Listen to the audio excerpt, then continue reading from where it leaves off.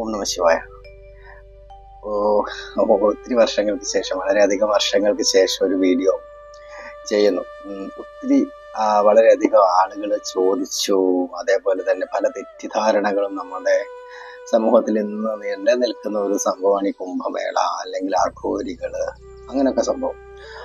അപ്പം നമ്മൾ അങ്ങനെ ഒരു വീഡിയോ ചെയ്യണമെന്ന് താല്പര്യപ്പെട്ടിരുന്നതല്ല. എന്നെങ്കിലും ഒരു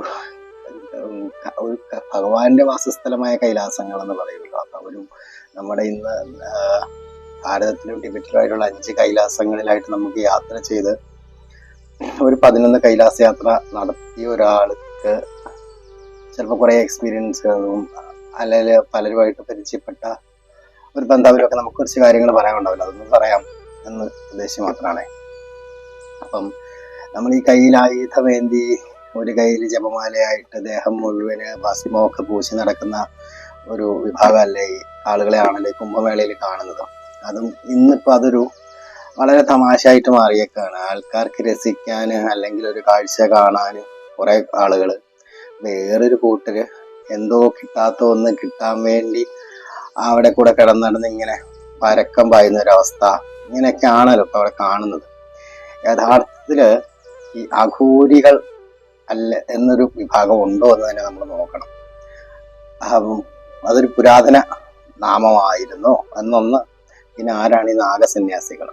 ഇത് രണ്ടായിരിക്കും ഇപ്പൊ എല്ലാവർക്കും ഒരു ഡൗട്ട്. അതിലൊക്കെ ഒത്തിരി വാദങ്ങളും ചർച്ചകളും ഒക്കെ ഞാൻ കേട്ടു. പക്ഷെങ്കില് കുറെ ഈ ഒരു ഗ്രൂപ്പിൽ പെട്ട ആളുകളിലൂടെ യാത്ര ചെയ്യാനും മാസങ്ങളോളം, ദിവസങ്ങളോളം അല്ല മാസങ്ങളോളം, പല വർഷങ്ങളിലും പല പ്രത്യേക ദിവസങ്ങളിലും മാസങ്ങളോളം മൗനവ്രതത്തിലും അവരുടെ ആചാരങ്ങൾ കാണുകയും അവരോടൊപ്പം അവരുടെ കൂടെ തന്നെ കുറെ നാൾ താമസിക്കുകയൊക്കെ സ്ഥിരമായി അത് തന്നെ ഒരു ജീവിതത്തിന്റെ ഒരു ഭാഗമാണ്. അത് മാത്രം ജീവിതത്തിന്റെ ലക്ഷ്യമായിട്ട് നടക്കുന്ന ഒരാള് എന്നുള്ള രീതിയിൽ കുറച്ച് കാര്യങ്ങൾ പറയാം നമുക്ക്. അപ്പം എന്താ പറയാ, ഇപ്പം ഭഗവാന്റെ 4 മുഖങ്ങൾ എന്ന് പറയുമല്ലോ, കൈലാസത്തിന്റെ 4 മുഖങ്ങളാണല്ലോ ശിവന്റെ 4 മുഖം. സജ്ഞോദാതം, ഈശാനം, വാമദേവം, അഘോരം, തത്പുരുഷം. അതിൻ്റെ അകത്ത് അവിടെ നിന്നാണ് പൂർണ്ണമായിട്ടും നമുക്ക് താന്ത്രികമായിട്ടും മാന്ത്രികമായിട്ടും സാധനാബന്ധമായിട്ടും സന്യാസമായിട്ടും ഈ അഘോരികൾ എന്ന് പറയുന്ന ഗ്രൂപ്പുകളും ശൈവസവും കാശ്മീരി ശൈവസവും അങ്ങനെ എന്താ പറയുക, ഈ ഭൂമിയിലുള്ള എല്ലാ രീതിയിലുള്ള അവധൂത സിദ്ധാന്തവും കൗളവും കുലവും മലബാരവും അങ്ങനെ എന്ത് രീതിയിലുള്ള ആരാധനാ പദ്ധതികളും വന്നത് കൈലാസം അല്ലെങ്കിൽ ശിവൻ ശൈവിസത്തിന്റെ 5 കോർ എലിമെന്റ് ആണ്. 5 എലിമെന്റ്സ് ഓഫ് ശിവന്റെ 5 തത്വങ്ങളാണെന്ന് പറയാം. അവിടെ നിന്നാണ് ഈ 5 5 ക്യാരക്ടേഴ്സ് ആണ്, 5 സ്വഭാവമാണ്. അങ്ങനെയാണ് ഈ 5 തത്വങ്ങൾ എന്ന് പറഞ്ഞിട്ട് നമ്മൾ വരിക എന്ന് പറയുന്നത്. കുംഭമേളയെ കുറിച്ച് പറയുമ്പോൾ എല്ലാവർക്കും ഈ പുരാണ കഥകളൊക്കെ അറിയാമല്ലോ. പാലാഴി മദന കഥകളും ഗരുഡൻ ഈ അമൃത കുംഭമായിട്ട് പോകുന്നതെല്ലാം എല്ലാവർക്കും അറിയാവുന്ന കാര്യം. അങ്ങനെ അതൊരു വിശ്വാസം. അപ്പം അതില് അമൃതം വീണ 4 സ്ഥലത്ത് ഉജ്ജയിലും നാസിക്കിലും ഗംഗാതീരത്ത് ഹരിദ്വാറിലും പ്രയാഗിലും നടത്തുന്നു എന്ന് പറയുന്നു. ഓക്കെ, അതാണ് കുംഭമേള. അത് 6 വർഷത്തെ കുംഭമേള നടക്കുന്നു. എല്ലാ വർഷവും കുംഭമേള നടക്കുന്നു. മഹാകുംഭമേള 144 വർഷം കൂടുമ്പോൾ 12 പൂർണ്ണ കുംഭമേള 12 വർഷവും ആ 12 കൂടുമ്പോൾ മഹാകുംഭമേള നടക്കുന്നു എന്ന് പറയുന്നു. അപ്പൊ അതിൻ്റെ അകത്ത് തന്നെ തർക്കമുണ്ട്. പല അഖാഡകളിലും എന്ന് പറയുന്നത് കഴിഞ്ഞ 12 വർഷം 2013 മറ്റോ ഉള്ള കുംഭമേള ആയിരുന്നു യഥാർത്ഥ മഹാകുംഭമേള എന്നൊക്കെ പറഞ്ഞ് അവിടെയും തർക്കങ്ങളൊക്കെ അവർക്കിടയിലും ഉണ്ട്. പക്ഷെ നമ്മൾ ഇന്ന് കരുതുന്ന പോലെ ഇതാണ് മഹാകുംഭമേള. ശരി, ആയിക്കോട്ടെ. അപ്പം ഈ മഹാകുംഭമേള എങ്ങനെ വന്നു, എവിടുന്ന് വന്നു, അവിടെ വരുന്ന ആൾ ഈ നാഗസന്യാസിമാരാരാണെന്ന് നമുക്ക് നോക്കാം. ഈ നാഗസന്യാസിമാരെന്ന് വെച്ചാല് അവരുടെ ഒറിജിൻ കാശ്മീര ശൈവിസത്തെ ബേസ് ചെയ്തിട്ടാണ്. കാശ്മീര ശൈവിസം എന്ന് പറഞ്ഞാല് ഗുരു ദത്താത്രേയൻ എന്ന് പറയുന്ന 1300കളിലൊക്കെ ഭഗവാന്റെ വെച്ചാല് ബ്രഹ്മ വിഷ്ണു മഹേശ്വരന്മാരുടെ ഒത്തുചേർന്ന ഒരു ആരാധനാ പദ്ധതി. ഇത് 3 അല്ല, അവർ ഒന്നു ചേർന്ന് വന്ന ഒരു ഇമ്മോർട്ടലായിട്ട്, പക്ഷെങ്കിൽ ശരീരം അണിഞ്ഞു വന്ന ഒരു മഹായോഗിയായിരുന്നു ഗുരു ദത്താത്രേയൻ. അപ്പൊ ഈ ദത്താത്രേയ ലിഖിതങ്ങളായിട്ട് ഉള്ളതിലൊന്നാണ് ഈ ശിവസൂത്രം എന്ന് പറയുന്നത്. ഈ ശിവസൂത്രത്തിൽ നിന്നാണ് ഈ ഒരു വിഭാഗം ശൈവിസം, അവിടെ നിന്നാണ് നമുക്ക് ഈ കാശ്മീരി ശൈവിസത്തിന്റെ ഒരു ഒറിജിനൊക്കെ പറയും. ഏറ്റവും കൂടുതൽ ശിവാരാധന ശൈവര് വസിച്ചിരുന്ന സ്ഥലം ഇപ്പോഴും ഉള്ളത് എന്താ പറയാ ഈ കാശ്മീർ റീജിയനിലൊക്കെയാണ് ഇപ്പൊ നമ്മുടെ ഭാരതത്തിലുള്ളത്. പണ്ട് ഈ ഒരു അഖണ്ഡ ഭാരത കൺസെപ്റ്റിന് മുമ്പ് ഭാരതം ഒരു എന്താ പറയാ ഒരു കോണ്ടിനെന്റ് ആയിട്ട് നിലനിന്നിരുന്ന സമയമുണ്ടല്ലോ. ആ സമയത്ത് ഇപ്പോഴത്തെ അഫ്ഗാനിസ്ഥാന്, ബലൂചിസ്ഥാന്, സ്വാസ്തിക് ഇതെല്ലാം ഭാരതത്തിന്റെ ഭാഗമായിരുന്നു. ആ ടൈമിലാണ് ഇതിന്റെയൊക്കെ ഒറിജിൻ വരുന്നത്. ഹിംഗ്ലാദേവിയൊക്കെ തന്ത്രത്തിന്റെ പരമോന്നത സെന്ററാണ്. അതിനുശേഷമാണ് നമുക്ക് ഇന്ന് ഭാരതത്തിൽ കാണുന്ന കാമാഖിയും താരാപീഠവും ജ്വാലാമുഖിയും ഒക്കെ വരുന്നത്. ഈ 3 സ്ഥാനങ്ങളാണ് ഇന്ന് എന്താ ഭാരതത്തിന്റെ ഈ ശക്തിപീഠങ്ങളിൽ ഏറ്റവും കൂടുതൽ ശൈവിസത്തിന്റെയും താന്ത്രിക പദ്ധതികളുടെ ഒക്കെ കോർ പോയിന്റ്സ് എന്ന് പറയുന്നത്. അത് പറയാവേ. അപ്പൊ നമ്മൾ ഈ പറഞ്ഞു വന്നത് മുനി ദത്താത്രേയനിൽ നിന്ന് ഉത്ഭവിച്ച ശൈവിസ പാരമ്പര്യമാണ് ഇന്നത്തെ അഖാഡകളിലെ നാഗസന്യാസിമാർ എന്ന് പറയുന്ന വിഭാഗവും പിന്തുടരുന്നത്. ഈ നാഗസന്യാസിമാർ എന്നവർക്ക് പേര് വരാൻ തന്നെ കാരണം ഭൂമിയിൽ ഏറ്റവും കൂടുതൽ നാഗങ്ങളെ ആരാധിച്ചിരുന്നതും പ്രത്യക്ഷ നാഗങ്ങളെ പ്രത്യക്ഷത്തിൽ കാണാൻ സാധിച്ചിരുന്നതും ഒക്കെ ആയിട്ടുള്ള നാഗാരാധന നടത്തിയിരുന്ന ആളുകളാണ് ഈ കാശ്മീരി ശൈവിസത്തിലെ വിശ്വസിച്ചിരുന്ന വേറൊരു വിഭാഗക്കാർ. ഇന്നും അവിടെ ദത്താത്രേയ പാരമ്പര്യത്തിൽപ്പെട്ട ഒത്തിരി റിമൈനിങ്സ് ഉണ്ട്. അതുപോലെ തന്നെ നമുക്ക് ബീഹാറിൽ ഒക്കെ പല സ്ഥാനങ്ങളും ഉണ്ട്. ദത്താത്രേയൻ ദത്താത്രേയ മുനി ശിവസൂത്ര എഴുതിയ സ്ഥലങ്ങൾ, അങ്ങനെയൊക്കെ ഒത്തിരി കാര്യങ്ങളുണ്ട്. അപ്പൊ ഈ ഏറ്റവും കൂടുതൽ ശൈവിസം ഫോളോ ചെയ്തിരുന്ന ആളുകളും മാത്രമല്ല വീര്യം കൂടിയ ഒരു ജനവിഭാഗം, മീൻസ് ശൗര്യം കൂടിയ ക്രൗഡ് കൂടിയ ഒരു ജനവിഭാഗമായിരുന്നു കാശ്മീർ ശൈവിസം ഫോളോ ചെയ്തിരുന്നത്. അപ്പം അത് നമുക്ക് ചിട്ടപ്പെടുത്തി വരുന്നത് ഏകദേശം ഒരു മധുസൂദന സരസ്വതിയുടെ കാലം മുതലൊക്കെയാണ്.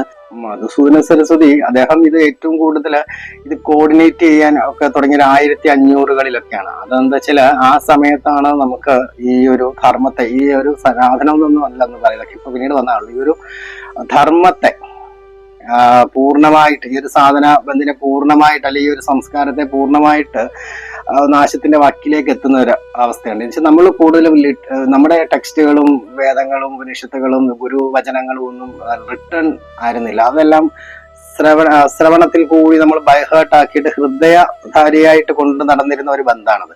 അപ്പം അതുകൊണ്ട് തന്നെ ഇതിൽ എന്തൊക്കെ ഇപ്പം തക്ഷശീല തീയിട്ട് കളഞ്ഞ കാര്യം പറഞ്ഞു, ഏതെല്ലാം സ്ഥലത്തുനിന്ന് എങ്ങനെയൊക്കെ നശിപ്പിച്ച് കളഞ്ഞാലും ഈ ഒരു ധർമ്മത്തെ മനസ്സിൽ കൊണ്ടു നടക്കുന്ന ആൾക്കാർ ഇത് കൈമാറി ഒരു പരമ്പരയായി മുമ്പോട്ടേക്ക് പോവാം. അപ്പം ഇത് ഒരു രീതിയിലും നശിക്കാത്തൊരവസ്ഥ വന്ന സമയത്താണ് സന്യാസിമാരെ പൂർണ്ണമായിട്ടും ഇല്ലാതാക്കേണ്ട ഒരു അവസ്ഥ വരികയും അങ്ങനെ തന്നെ ഇത് ഫോളോ ചെയ്യുന്ന ആളുകളെ പൂർണ്ണമായിട്ടും, അല്ലെ ഇതിനെ പ്രാക്ടീസ് ചെയ്യാൻ പഠിപ്പിക്കുന്ന ആൾക്കാരെ ആദ്യം ഇല്ലാണ്ടാക്കി കളയാനുള്ള ഒരു കാലഘട്ടമൊക്കെ ഉണ്ടായിരുന്നു. പ്രവർത്തനങ്ങൾ നടന്ന കാലഘട്ടത്തിലാണ് അവരെ എതിർക്കാൻ വേണ്ടി ആദ്യമായിട്ട് ഈ കാശ്മീരി ശൈവിസം ഫോളോ ചെയ്യുന്ന മീൻസ് അവരെ അഘോര ഗ്രൂപ്പ് എന്നൊക്കെ നമ്മൾ ഇപ്പൊ പറയുന്ന ഒരു ഫിയർഫുൾനെസിന്റെ ഒരു പാർട്ടായിട്ട് പറയുന്നെങ്കിൽ ആ ഒരു വീര്യം കൂടിയ ക്ഷത്രിയരായിട്ടുള്ള ആളുകളെ കൂട്ടി ഒരു ഗ്രൂപ്പ്, ചെറിയൊരു ഗ്രൂപ്പ് ആദ്യമായിട്ട് തുടങ്ങി ഈ നമുക്ക് എതിരായിട്ട് വരുന്ന ആളുകളെ തീർത്തും ആയുധമേന്തി പ്രതിരോധിക്കുക. അതും ധർമ്മത്തിന്റെ മാർഗത്തിൽ ചലിച്ചുകൊണ്ട് നിലനിൽപ്പിന് വേണ്ടി, സംസ്കാരത്തിന് വേണ്ടി, വിശ്വസിക്കുന്ന ധർമ്മത്തിന് വേണ്ടി പോരാടാൻ വേണ്ടി ഒരു ഗ്രൂപ്പിനെ മധുസൂദന സരസ്വതി ചിട്ടപ്പെടുത്തിയ ഒരു ഗ്രൂപ്പാണ് നാഗസന്യാസികൾ എന്ന് പറയുന്നത്. അവര് തീർത്തും ആയോധന കലകള്, ശാരീരികമായിട്ട് ഏത് കാലാവസ്ഥയിലും എന്തിനോടും പൊരുത്തപ്പെട്ട് ജീവിക്കാൻ തയ്യാറായിട്ട് അതിന് ശരീരത്തിനെ അങ്ങനെ എല്ലാ രീതിയിലുള്ള ശരീരത്തിന്റെ നീഡ്സിനെ മൊത്തം ത്യജിച്ച് അത് മുഴുവൻ എനർജി ആയിട്ട് കൺവേർട്ട് ചെയ്ത് സ്റ്റോർ ചെയ്ത് എന്ത് പ്രതിബന്ധത്തെയും അവർക്ക് നേരിടാൻ പറ്റുന്ന രീതിയിൽ ശാരീരികമായും മാനസികമായും എല്ലാം ഉപേക്ഷിച്ച പൂർണ്ണ വൈരാഗികൾ എന്ന് നമ്മൾ പറഞ്ഞാൽ, വൈരാഗികൾ എന്ന് പറയുന്ന അത്തരം അർത്ഥം എന്താണെന്ന് വെച്ചാൽ വിരക്തി, സർവത്തിലും വിരക്തി, എന്തിലും വിരക്തി, ഭൂമിയിലുള്ള സർവ്വതിനോടും വിരക്തി മാത്രം, എന്തിനും ആശ്രയം കണ്ടെത്തുക, എന്തും ഭക്ഷിക്കാം, എവിടെയും കിടന്നുറങ്ങാം, എന്തും ഈ ഒരു ധർമ്മം നിലനിർത്താൻ വേണ്ടി ഏതറ്റം വരെയും ശരീരത്തിനൊരു വിലയില്ല. മരണം എന്ന് പറയുന്നത് അതൊരു പുലുകാൻ സുഖമുള്ള ഒരു അവസ്ഥ എന്നുള്ള രീതിയിൽ ചിന്തിച്ച് അദ്ദേഹത്തിന്റെ കൂടെ നിന്ന് പ്രവർത്തിച്ച ഒരു ഗ്രൂപ്പായിരുന്നു തുടക്കത്തിൽ ഈ നാഗസന്യാസികളും. അതിനനുസരിച്ചാണ് അദ്ദേഹം അത് ചിട്ടപ്പെടുത്തിയതും. അതുകൊണ്ട് തന്നെ ഇന്നും അതൊട്ടും ചോരാന്നല്ല, എന്നാൽ ഇന്നിപ്പോ നമുക്ക് അതിന്റെ ആവശ്യങ്ങളൊന്നും ഇല്ല. അന്നത്തെ ആ കാലഘട്ടത്തിൽ അത് ഈ ധർമ്മം നിലനിൽക്കാൻ ആവശ്യമായത് കൊണ്ട് അത് നിർമ്മിച്ചു എന്നുള്ളതേ ഉള്ളൂ ആ ഒരു സംഘടന. പക്ഷെ ഇന്നും അതിന്റെ ബാക്കി പത്രമായിട്ട് അതിൽ ഇഷ്ടപ്പെട്ട് അതിൽ ആകൃഷ്ടരായിട്ട് ലക്ഷോപലക്ഷം ആളുകൾ ആ ഒരു ധർമ്മത്തിൽ അല്ലെങ്കിൽ ആ ഒരു വിശ്വാസം അനുഭവിക്കാനും അവരിൽ ഒരാളായി മാറാനും ആഗ്രഹിക്കുന്ന ആളുകൾ ആ ഒരു ട്രഡീഷൻ ഫോളോ ചെയ്യുന്നുള്ളതേ ഉള്ളൂ. അപ്പം അവരാണോ ഈ കുംഭമേളയ്ക്ക് വരുന്ന ആളുകളെന്ന് ചോദിച്ചാൽ അവരാണ് പ്രധാന പങ്കും വഹിക്കുന്നത്. 13 അഖാഡകൾ ഉണ്ടെന്ന് പറഞ്ഞതിൽ ദശനാമി സമ്പ്രദായത്തിന്റെ കീഴിലുള്ള അഖാഡകളാണ് ഏകദേശം 7 അഖാഡകൾ. ബാക്കി വൈരാഗ്യ അഖാഡകൾ എന്ന് പറയാം. വെച്ചാല് ഉദാസീന അഖാഡകൾ എന്ന് പറയും. വൈരാഗ്യ അഖാഡകൾ എന്ന് വെച്ചാൽ വൈഷ്ണവിസം ഫോളോ ചെയ്യുന്നത്. ബാക്കിയുള്ള അഖാഡകളെല്ലാം കൂടി ഉദാസീന അഖാഡകൾ. അങ്ങനെയാണ് ഈ 13 അഖാഡകൾ വരുന്നത്. അതിനകത്ത് ഏറ്റവും പ്രയർ ആയിട്ടും ലീഡിങ് ആയിട്ടും ആൾബലം കൊണ്ട് ഏകദേശം 4-5 ലക്ഷം ആളുകളൊക്കെ ഉള്ളത് ഈ ജുന അഖാഡയാണ്. ഈ ജുന അഖാഡ ഫോളോ ചെയ്യുന്നത് പക്ക ശൈവിസമാണ്. അതുപോലെ തന്നെ ഇന്ന് നമ്മൾ കാണുന്ന ഈ നാഗസന്യാസികൾക്കുള്ളിൽ തന്നെ നാഥ സമ്പ്രദായം ഫോളോ ചെയ്യുന്ന ഉന്നത തലത്തിലുള്ള ഒരു ഡിവോഷനാണ്. മീൻസ് ജ്ഞാനത്തെ ഉണർത്തുന്ന ക്രിയായോഗ പോലെയുള്ള യോഗ സാധനങ്ങളിൽ കൂടി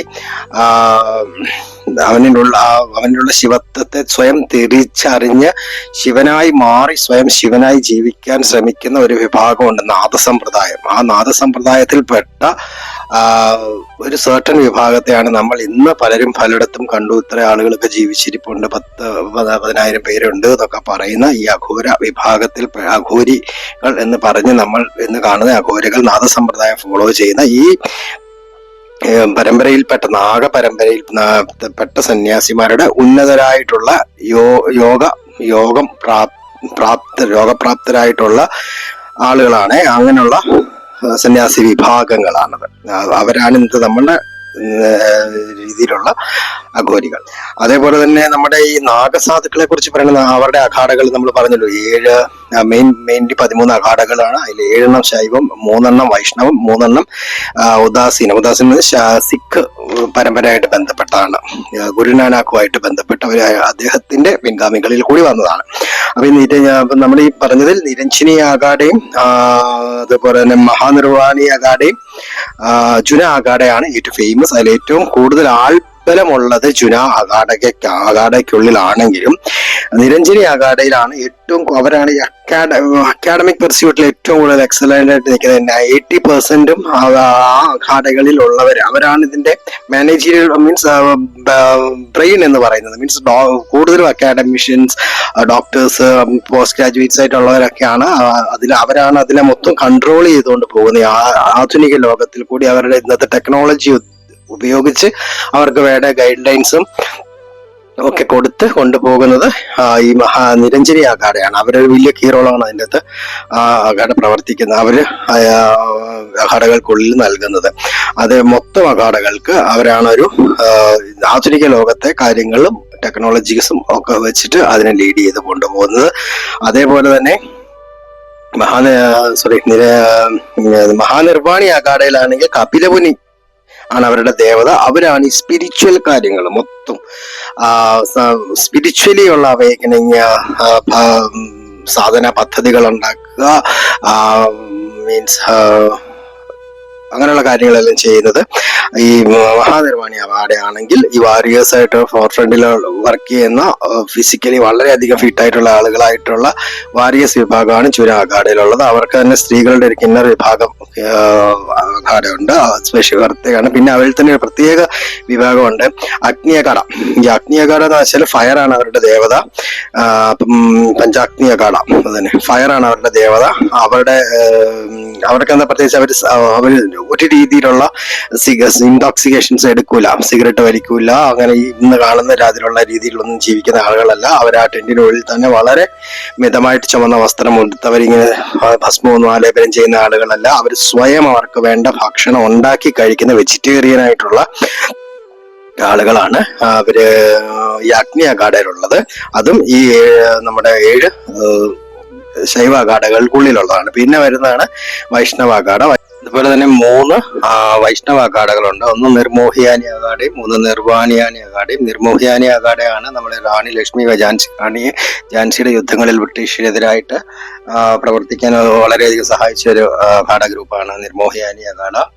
അതേപോലെ അവരുടെ ദേവത ഹനുമാനാണ്. അവരാണ് കൂടുതലും ഈ രാമജന്മഭൂമി മൂവ്മെന്റിലൊക്കെ ഒത്തിരി പ്രവർത്തിച്ചതും ശ്രീരാമക്ഷേത്രത്തിന് വേണ്ടിയൊക്കെ പ്രവർത്തിച്ചത് ഈ നിർവാണിയാനി അഖാഡയാണ്.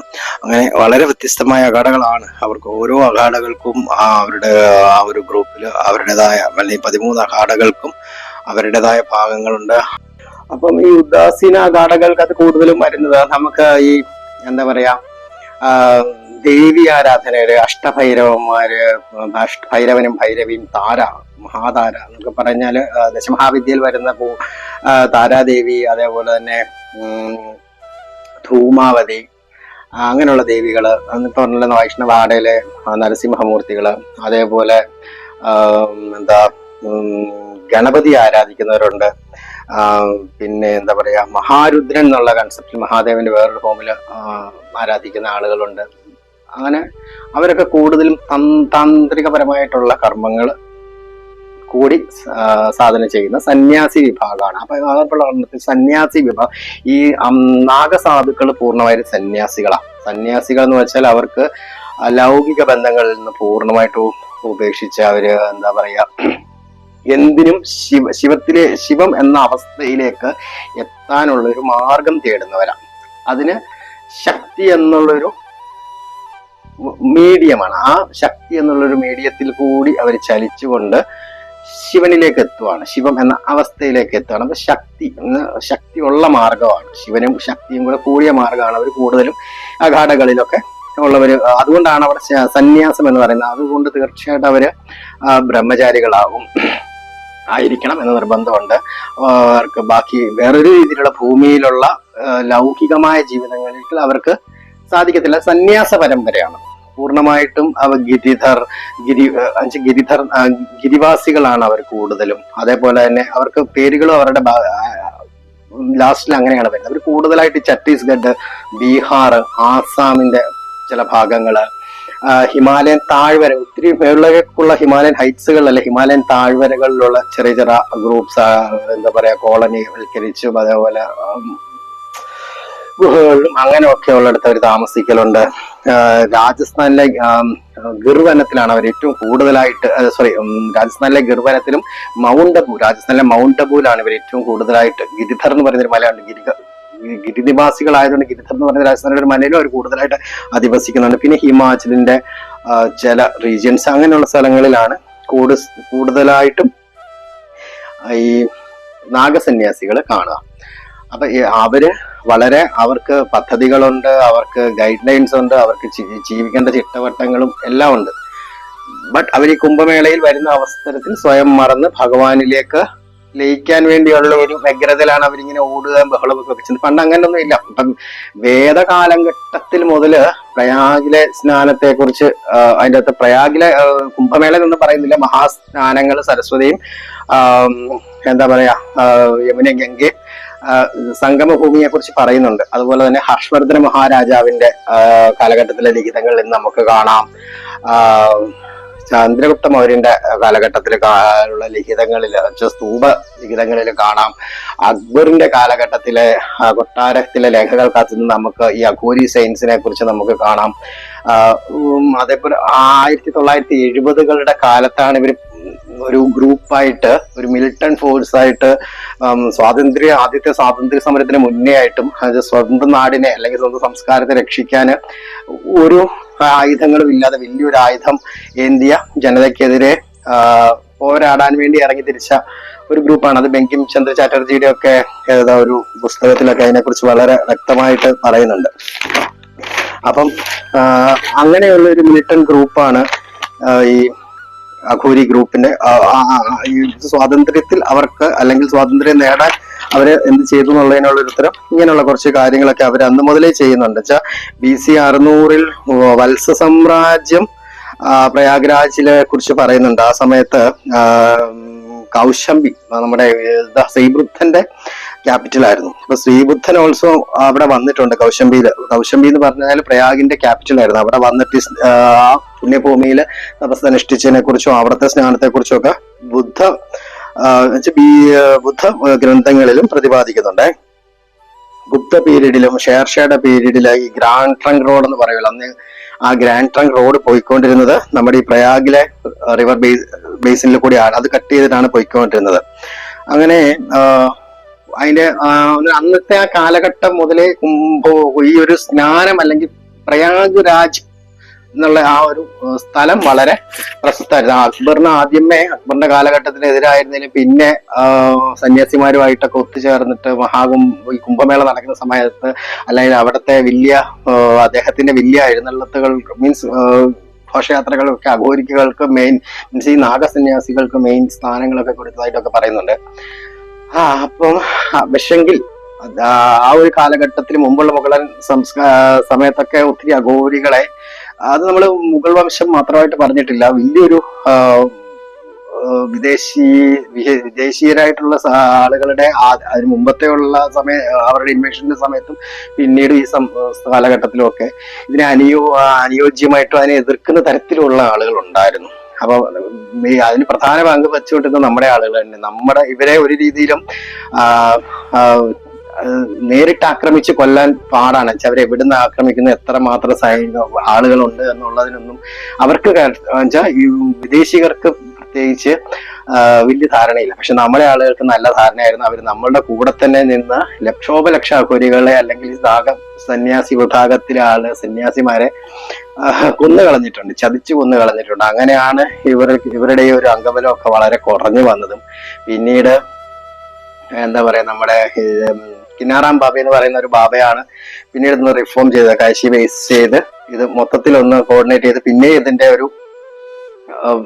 ബാക്കി ഇതിന്റെ കണ്ടിന്യൂഷനിലേക്കൊരു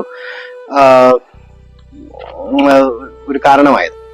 അപ്പം അദ്ദേഹത്തിന്റെ കാലത്തിലാണ് ഇന്ന് കാണുന്ന രീതിയിലുള്ള ഈ ഒരു പേരുകളും ഒക്കെ വന്നത്. ഈ മണ്ഡലേശ്വർ, മഹാമണ്ഡലേശ്വർ എന്നൊക്കെ പറഞ്ഞ പേരുകളും അങ്ങനെയുള്ള സ്ഥാനപ്പേരുകളും ഇവർക്ക് പക്ക ഒരു പൂർണ്ണ സിസ്റ്റത്തിൽ ഇത് പോവുകയും അതിന് ചേരുന്നതിനുള്ള രീതികൾ, ഇപ്പോഴത്തെ കാണുന്ന രീതികൾ മൊത്തത്തിൽ അദ്ദേഹത്തിന്റെ കാലഘട്ടത്തിലാണ് അത് എന്താ പറയാ സിസ്റ്റത്തിലാക്കി വന്നത്. ഇന്ന് കാണുന്ന സിസ്റ്റത്തിൽ, അതിനു മുമ്പ് അതിലും വലിയൊരു സിസ്റ്റം ഉണ്ടായിരുന്നായിരിക്കും, പക്ഷെ ഇന്ന് കാണുന്ന സിസ്റ്റത്തിൽ വന്നത്.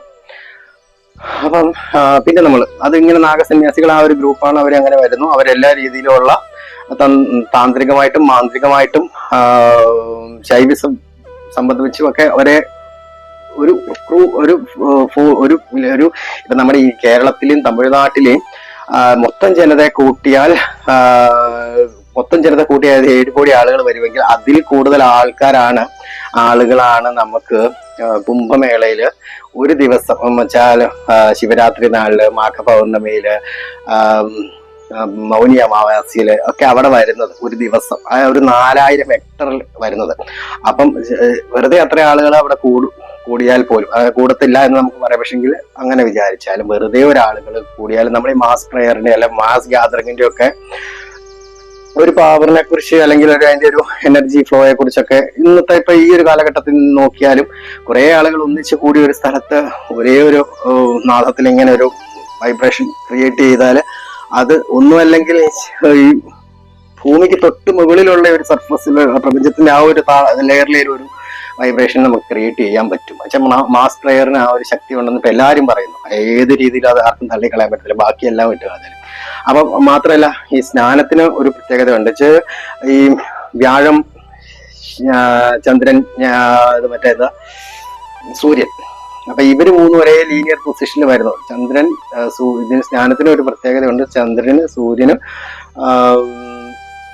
വ്യാഴവും ലീനിയർ പൊസിഷനിൽ വരുന്നു എന്ന് പറയുമ്പോൾ അതിന് പ്രത്യേകത എന്താ വെച്ചാൽ അവർ ആ ഒരു 3 ഗ്രഹങ്ങളുടെ സാന്നിധ്യം ഭൂമിയിലേക്ക് വളരെ കൂടുതൽ ഉണ്ടാകും. അത്രേ ഉള്ളൂ. വേറെ അതിൻ്റെ അകത്ത് പ്രത്യേകിച്ചൊന്നും കാര്യമില്ല എന്ന് വിചാരിച്ചാലും ഈ ഒരു ഗ്രഹങ്ങളുടെ ഇൻഫ്ലുവൻസ് വളരെ അധികം അല്ല. ആ ഗ്രഹങ്ങളുമായിട്ട് ഭൂമി ഒരേ ലെവലിൽ, ഈ 3 ഗ്രഹങ്ങൾ ഒരേ ലെവലിൽ വരുമ്പോൾ അവരിൽ നിന്ന് ഒരേ തരത്തിലുള്ള രശ്മികൾ ഭൂമിയിലേക്ക് വരുന്നു. അതിൽ ഒരു പ്രത്യേകതയുണ്ട്. അതാണ് ഈ 12 വർഷങ്ങളിൽ ഒരിക്കൽ ഈ ഒരു പൊസിഷനിൽ വരുമ്പോഴാണ് പ്രയാഗില് കുംഭമേളയ്ക്ക് മഹാകുംഭമേള എന്നുള്ള രീതിയിൽ പ്രയാഗില് നടത്തുന്നത്. അപ്പൊ ആ ഒരു ദിവസം ആ സ്നാനഘട്ടത്തിൽ വന്ന് ഒരുമിച്ച് ഒരേ സ്വരത്തെ, ഒരേ ആശയത്തിൽ, ഒരേ ശിവൻ എന്ന അവസ്ഥയിലേക്ക് എത്താൻ വേണ്ടി ഒരു പടി ഇടുക എന്നുള്ള അതെന്താണ് ആ തലത്തിലേക്ക് നമ്മൾ എത്താൻ ചെയ്യേണ്ടത്, അല്ലെ എങ്ങനെയാണ് ആളുകൾ, അല്ലെ ആ അവസ്ഥ ഒന്ന് പരിചയപ്പെടാൻ വേണ്ടി ഇത്രയും ആളുകൾ ഒരുമിച്ച് വന്ന് വെള്ളത്തിൽ കുളിക്കുന്നത്. ഇപ്പൊ വെള്ളത്തിൽ സ്നാനം ചെയ്യുന്നതിന്റെ ഒരു പ്രത്യേകത എന്താ വെച്ചാൽ നമ്മുടെ ശരീരത്തിൽ 75% വെള്ളമാണ്.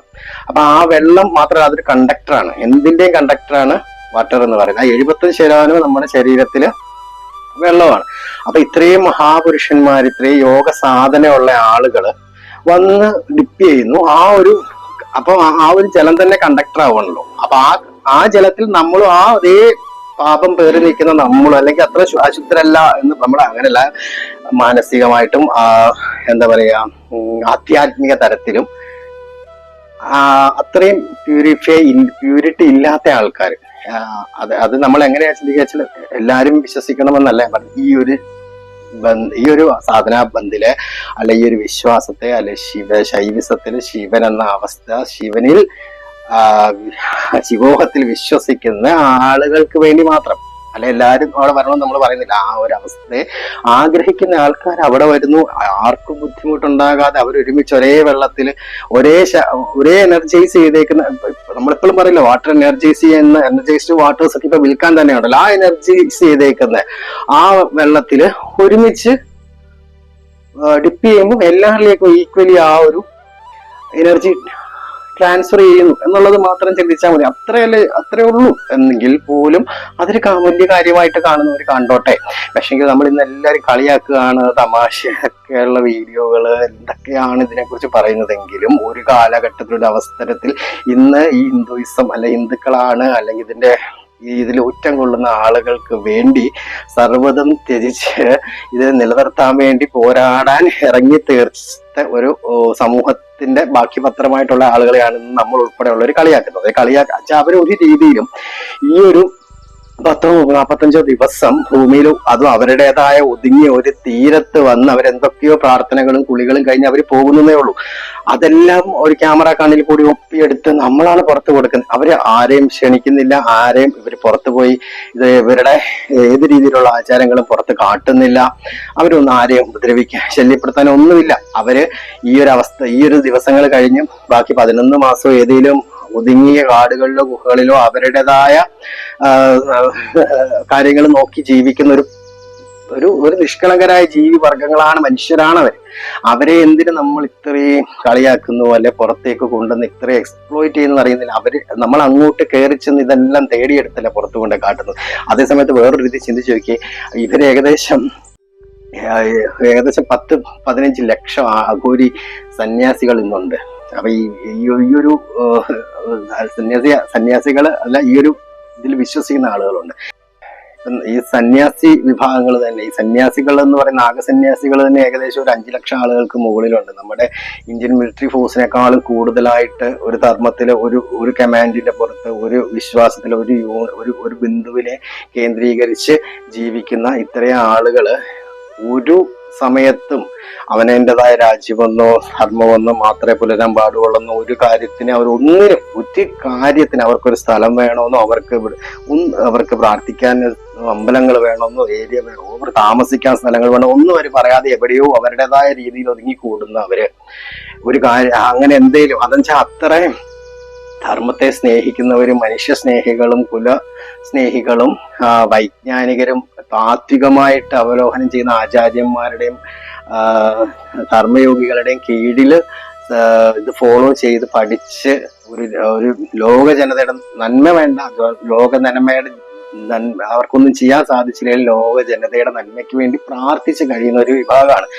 അവരൊക്കെ ഒരു വയലൻസിലേക്കൊക്കെ പോയി കഴിഞ്ഞാൽ എങ്ങനെ പിടിച്ചു നിർത്താൻ പറ്റുമെന്നൊന്നും നമുക്ക് ചിന്തിക്കാൻ കൂടി പറ്റില്ല. പക്ഷെ എത്ര പാവങ്ങളായിട്ടാണ് അവരുടേതായ രീതിയിൽ അവരെന്തൊക്കെയോ കാട്ടിക്കോട്ടെ, അതിനെന്തിനും നമ്മളെ ശല്യപ്പെടുത്തുന്നു എന്ന് മാത്രമേ നമ്മൾ ചോദിക്കുന്നു. ഇനി നമുക്ക് പോകാനുള്ളത് ഇപ്പം ഈ അഘോരി എന്ന് പറഞ്ഞിട്ടുള്ള ഭയങ്കരമായ കഥകളാണ് വരുന്നത്. ഈ അഘോരി എന്തെന്ന് നമുക്ക് ഇനി വ്യക്തമായിട്ട് ഞാൻ പറഞ്ഞുതരാം. എനിക്കറിയാവുന്ന വെച്ചാൽ ഞാൻ എങ്ങനെ അറിഞ്ഞു എന്ന് ചോദിച്ചാൽ, ഏകദേശം ഒരു 11 കൈലാസയാത്രകൾ എന്ന് പറഞ്ഞാൽ ഒരു 8-9 വർഷം കൊണ്ട് നമ്മൾ ചെയ്തതിൽ മൊത്തം ഹിമാലയത്തിലാണ്, ഭഗവാന്റെ വാസസ്ഥലങ്ങളാണ്. അവിടെ വരുന്ന ആളുകൾ തീർത്തും നമുക്ക് ചിന്തിക്കുന്നതിനൊക്കെ അപ്പുറം ഈ ഒരു തലത്തെ ആഗ്രഹിക്കുന്നവരും അറിഞ്ഞവരും അറിഞ്ഞുകൊണ്ടിരിക്കുന്നവരും ഇനിയിപ്പം അദൃശ്യരായിട്ടുള്ള ശക്തികളൊക്കെ അവിടെ ഉണ്ട് എന്ന് നമുക്ക് പറയാം. പിന്നെ അപ്പം അത് നമ്മൾ പേഴ്സണൽ എക്സ്പീരിയൻസുകളൊന്നും ഇതിൻ്റെ അകത്ത് ഈ ഒരു വീഡിയോയിൽ നമ്മൾ പറയുന്നില്ല. നമുക്ക് കൈലാസ യാത്രകൾ ഇപ്പോൾ തുടങ്ങുകയാണ്. ആ ഒരു കൈലാസങ്ങളെ കുറിച്ച് പറയുമ്പോൾ നമുക്ക് അതൊക്കെ പറയാം. ഇതിപ്പോൾ നമ്മൾ കുംഭമേളയുടെ അഘോരികളെ കുറിച്ച് പറയും. അഘോരികളുടെ തുടക്കം നോക്കാം. ഇത് ആരാണ് അഘോരികൾ എന്നൂടെ നമുക്ക് നോക്കാം. ഭഗവാന്റെ 5 മുഖങ്ങളെ കുറിച്ച് നമ്മൾ പറഞ്ഞല്ലോ. സത്യോജാതം, ഈശാനം, വാമദേവം, അഘോരം, തത്പുരുഷം. നമ്മൾ ഭഗവാന്റെ 5 മുഖങ്ങളിൽ നിന്ന് 5 ടൈപ്പ് 5 എലിമെന്റ്സ് വരുന്നു എന്ന് പറഞ്ഞില്ലേ. ജീവിതത്തിന്റെ 5 വ്യത്യസ്ത തലത്തിൽ ശിവാരാധന എങ്ങനെ നടത്താം, അല്ലെ ശൈവസത്തിന്റെ ഭഗവാന്റെ 5 വേ ഓഫ് പെർസെപ്ഷൻ എങ്ങനെയാണ്, എന്തിനെയാണ് പ്രതിനിധീകരിക്കുന്നത് എന്നൊക്കെ നമുക്ക് ഇതിൽ പറയാം.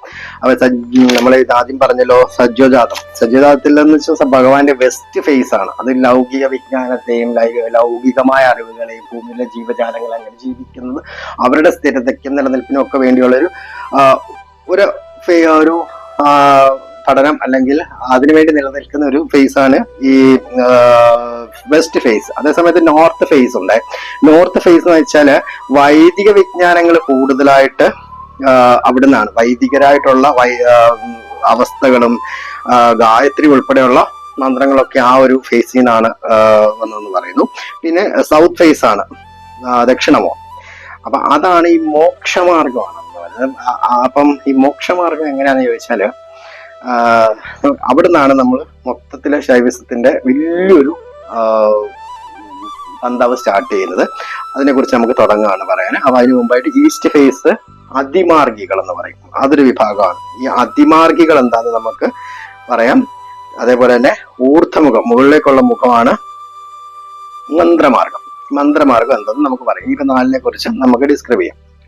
ഇപ്പൊ ലോകത്തിലുള്ളതിൽ വെച്ച് നമ്മൾ ആദ്യത്തെ ഒരു ദർശനം അല്ലെങ്കിൽ പ്രാരംഭ ദർശനം എന്താണ് ദൈവം എന്നുള്ളൊരു കൺസെപ്റ്റിനൊക്കെ തേടിപ്പോ എങ്ങനെയാണെന്നോട് പറഞ്ഞേക്കാം. ഇപ്പൊ നമ്മള് ഇപ്പൊ ഈ എന്താ പറയാ, നമ്മുടെ ഇപ്പോഴത്തെ ഇന്ത്യയുടെയും ഓസ്ട്രേലിയയുടെയും ഇടയ്ക്കൊരു പ്രദേശം ഉണ്ടായിരുന്നു. അതാണ് നമ്മുടെ മഹാമേരു എന്നൊക്കെ പറയുന്നത്. അത് നമ്മുടെ ഈ ടെക്ടോണിക് കൊളീഷന്റെയും ഒക്കെ സമയത്ത് ഇത് കടലിൽ മുങ്ങിപ്പോയി.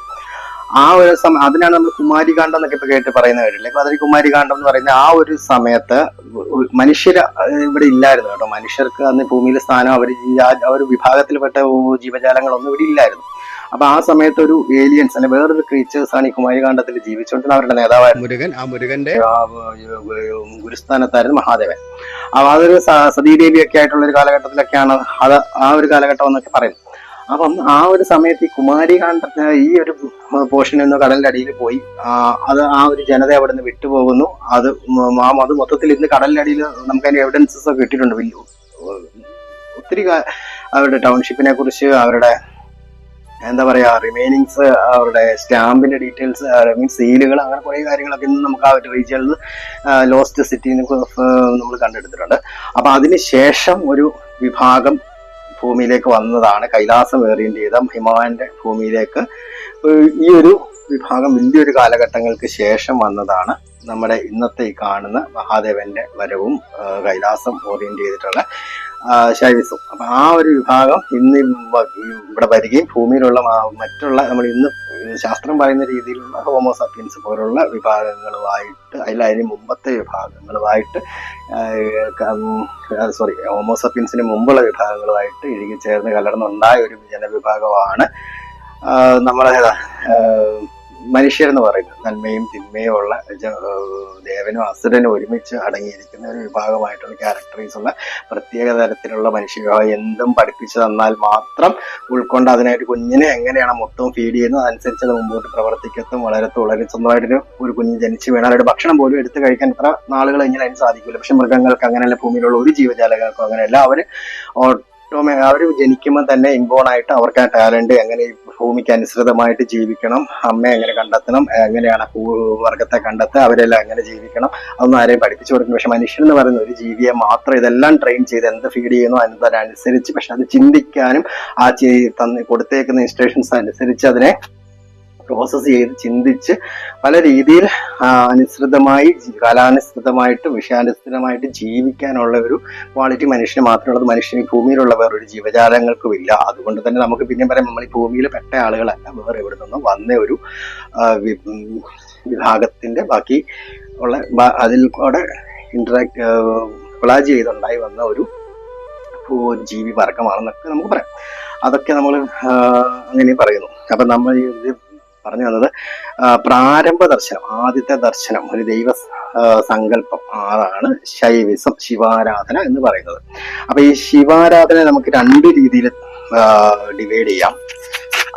ഒന്ന് ശക്തിരഹിത മാർഗം. ശക്തി എന്ന് പറഞ്ഞാൽ ശിവന്റെ ജഡമായിട്ടിരിക്കുന്ന ശിവൻ, അല്ലെങ്കിൽ ചലനാവസ്ഥയിൽ ചലനമില്ലാതിരിക്കുന്ന ശിവനെ ചലിപ്പിക്കുന്ന വസ്തു എന്താണോ അത് ശിവന്റെ എനർജിയാണ്, അതാണ് ശക്തി. അപ്പൊ ആ ശക്തി കൂടെയില്ല, അത് ശിവം എന്ന അവസ്ഥ, അതാണ് ശക്തിരഹിത മാർഗം.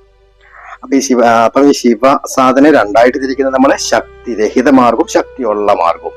ഈ ശക്തിയുള്ള മാർഗം ഇന്നും നിലനിൽക്കുന്ന ഏറ്റവും വലിയ തന്ത്രം ഉൾപ്പെട്ട ഭാഗമാണ്.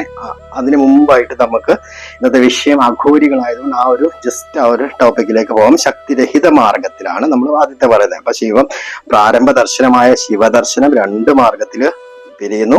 ഒന്ന് ശക്തിരഹിത മാർഗവും ശക്തിയുള്ള മാർഗവും. ഈ ശക്തിരഹിത മാർഗത്തില് ലോകത്തെ പൂർണ്ണമായും ഒഴിവാക്കുക, ലൗകികമായ ഒരു രീതിയിലുള്ള ഭക്ഷണം, ജീവൻ നിലനിർത്താൻ അല്പം ഭക്ഷണം, അതും വേണമെങ്കിൽ മാത്രം. വർഷങ്ങളോളം ഭക്ഷണമില്ലാതെ, മാസങ്ങളോളം ഭക്ഷണമില്ലാതെ സൂര്യനിൽ നിന്ന് എനർജി സ്വീകരിച്ച് ജീവിക്കുന്ന ഒട്ടനവധി ആൾക്കാരുണ്ട്. റീസെന്റ് നമ്മളൊരു ബാബയെ കുറിച്ച് കണ്ടിരുന്നല്ലോ ലോകത്തിൻ്റെയിലൊക്കെ. അപ്പൊ അവര് ജീവിക്കും, അതൊന്നും നമ്മൾ ഇല്ല എന്ന് പറഞ്ഞെങ്കിൽ ഇല്ല, വേണ്ട, ആരും ഇത് ബോധ്യപ്പെടുത്താനോ അതിന് ക്ലെയിം ചെയ്യാനൊന്നും ആരും വരുന്നില്ലല്ലോ. പക്ഷേ ഇതിനെക്കുറിച്ച് അറിയണമെന്നുള്ളത്, എന്താണ് ഈ പറഞ്ഞിരിക്കുന്ന ഓരോ സമ്പ്രദായം എന്ന് പറയുന്നത് എന്താണെന്നൊന്നും ജസ്റ്റ് അറിയാൻ താല്പര്യമുള്ളവർക്ക് മാത്രം പറയുന്നതേ ഉള്ളേ, അല്ലെങ്കിൽ നമുക്കൊരു തമാശയായിട്ട് തള്ളിക്കളയാം. അപ്പൊ ഈ ശക്തിരഹിത മാർഗത്തില് ലോകത്തെ പൂർണ്ണമായിട്ട് ഒഴിവാക്കി യാതൊരു രീതിയിലുള്ള ആളുകളുമായിട്ടുള്ള ഇന്ററാക്ഷനും ഇല്ലാതെ ജീവിക്കുന്ന ഒരു വിഭാഗമാണ് ആ വിഭാഗം. അതിനെ അതിമാർഗം എന്ന് നമ്മൾ പറയുന്നത്. ആ വിഭാഗത്തിനാണ് അതിമാർഗികൾ എന്ന് പറയുന്നത്. അവിടെ നിന്നാണ് തുടക്കം വരുന്നത്. ഈ അതിമാർഗികൾ രണ്ടായിട്ട് തിരിയും, പാശുപതവും ലാകുലം.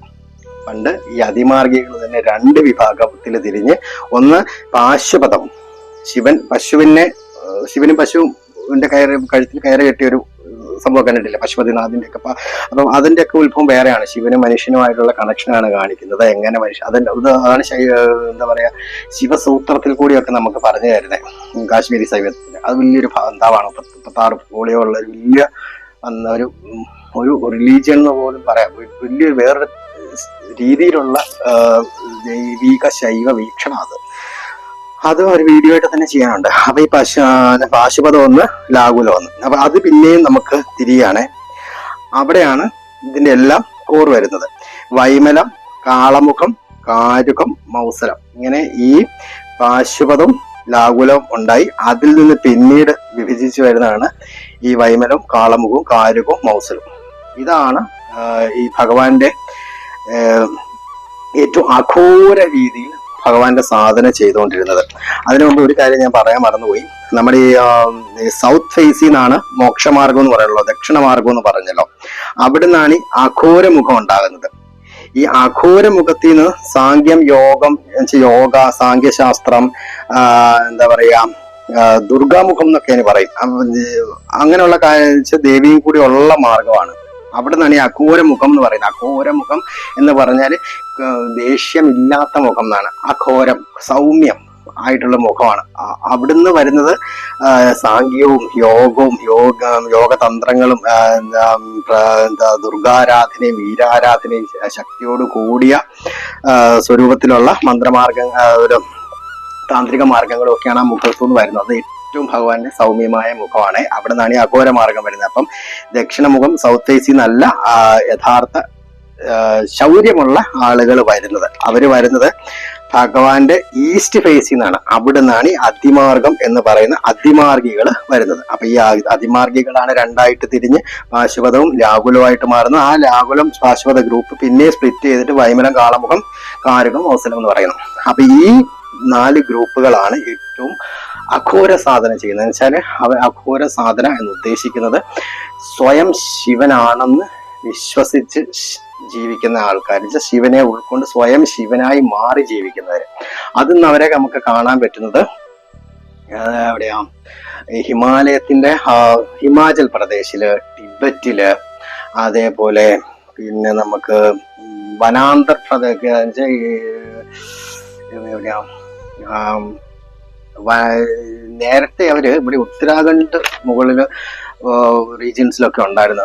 അവിടെ ഗർവാൾ ഹിമാലയസിൽ ഇപ്പൊ അവരുടെ സാന്നിധ്യം കുറവാണ്. അവർ വളരെ എത്ര പേരുണ്ടെന്ന് നമുക്ക് അറിയാൻ പറ്റൂല. അങ്ങനെ ജീവിക്കുന്ന ഒരു ആളുകളാണ്. ഗംഗോത്രി ഗ്ലേസിയറിന്റെ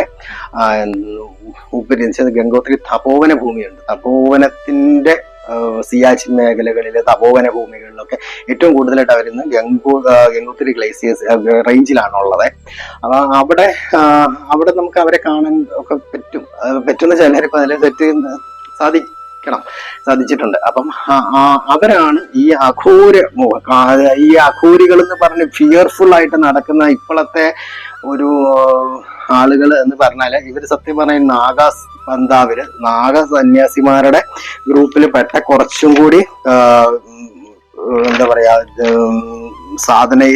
സാധനബദ്ധരായിട്ട് ജീവിക്കുന്ന ആളുകളാണ് അവര്. അതുകൊണ്ടാണ് അവർ സന്യാസികളെ പോലെ വേഷം ധരിക്കുന്നതും ഈ ക്രോധം വരുന്നതും ഒക്കെ. അതിൽ ഉന്നത ഒരു തലത്തിൽപ്പെട്ട വീരാരാധന ചെയ്യുന്ന അഷ്ടഭൈരവ മൂർത്തികളെ ഒക്കെ സേവിക്കുന്ന ആൾക്കാരാണ് ഇന്നത്തെ നമ്മുടെ അഘോരി സാധനങ്ങളിൽ നമുക്ക് പലയിടത്തും കാണാൻ പറ്റുന്നത്. അവർക്ക് പല അത്ഭുതങ്ങളുണ്ട്. അവര് ഈ ഗുഹകൾ കാത്തിരിക്കുന്നു, ഒരു നേരത്തെ ഭക്ഷണം കഴിക്കുന്നു, അവരെ കണ്ടിട്ടുണ്ട്, അവരാരോടും മിണ്ടൂല, ഇപ്പൊ കുംഭമേളയ്ക്കൊന്നും വരൂല്ല എന്നൊക്കെ പറയുന്ന ആ ഒരു വിഭാഗത്തിൽ നിന്ന് നമുക്ക് കാണാൻ കിട്ടുള്ളൂ. അവരുടെയാണ് പല കണക്കുകൾ ഇന്ന് 5000 രൂപയേ ഉള്ളൂ, 10000 രൂപയേ ഉള്ളൂ എന്നൊക്കെ പറയുന്നത്. അത് തീർത്തും നമ്മുടെ അതിമാർഗികളായിട്ടുള്ള ആളുകളല്ല. അവര് ഈ നാഗവിഭാഗത്തിന്റെ തന്നെ ഉന്നത തലത്തിൽപ്പെട്ട വൈരാഗികളായിട്ട് സർവ്വവിദഗ്ധരായിട്ട് ജീവിക്കുന്ന ഒരു വിഭാഗമാണ്. അവരെ ഇന്ന് നമുക്ക് പ്രത്യക്ഷത്തിൽ ആർക്കും കാണാൻ കഴിയുന്നു. അത്രയും പറയാൻ ഉറപ്പെന്താന്ന് വെച്ചാല് ഇവര് ഗുഹ്യമായിട്ട് ജീവിക്കുന്ന ആളുകളാണ്. ഈ നമ്മൾ ഈ പറഞ്ഞ കാളമുഖം, കാരുകം, മൗസലം, വൈമലം എന്നൊക്കെ പറഞ്ഞില്ല, അവരൊന്നും അതിൻ്റെ പല വിഭാഗങ്ങളൊന്നും ഇല്ല. അതൊക്കെ അന്യം നിന്ന് പോയി.